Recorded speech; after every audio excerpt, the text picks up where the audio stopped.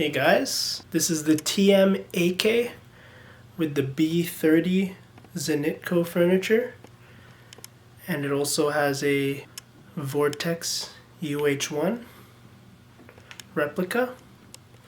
So a cool thing about the AK is when it's on safe, you can't rack the bolt back. Semi or auto, that's when you can rack the bolt back. If you have it racked when it's on safe, the bolt moves halfway. The trigger pull is also super smooth.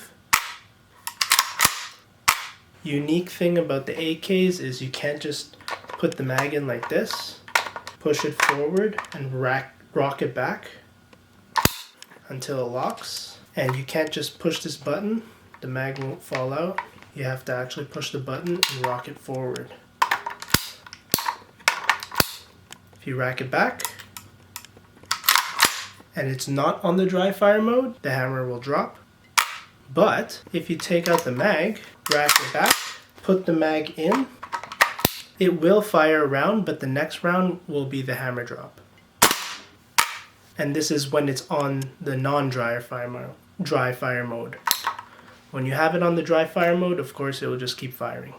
The switch to change it from dry fire mode to the hammer drop mode, and on the top left is the hop-up wheel. To change the mode, you need to pull the bolt back. So you have to pull it forward. That's dry fire mode. Onto the hammer drop, you push it up.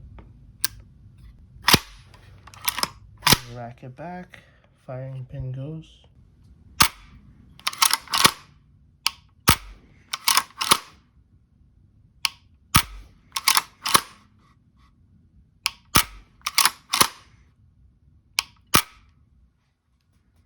Okay, I'm just going to take off the dust cover. To do that, you just push this button at the back and lift.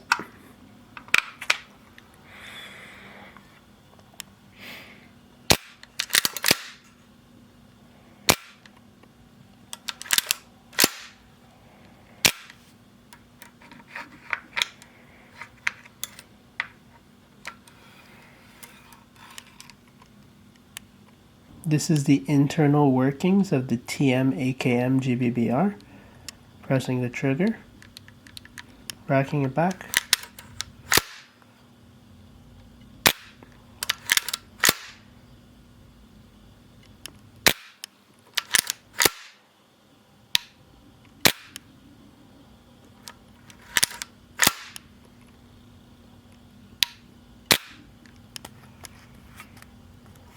In order to remove the flash hider, there's a little tab here that keeps it locked in place. So you gotta push that tab in order to screw off. Once it's off, it reveals a 14mm thread with an O-ring, and you can see that locking tab up there. So the locking tab keeps the flash hider in place. It's got a tab on the bottom here.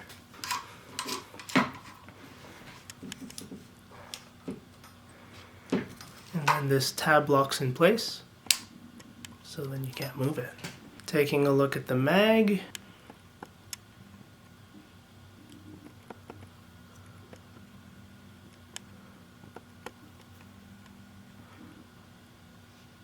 I noticed that there's a blocker in front of the valve knocker. Usually on the M4 platform, it would just directly hit, the firing pin would directly hit the valve knocker.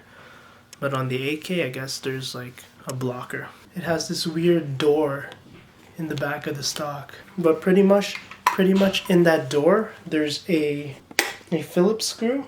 But yeah, there's a screw inside there that I guess you can remove the stock. There's also two flatheads at the back of the stock, go into the back of the stock.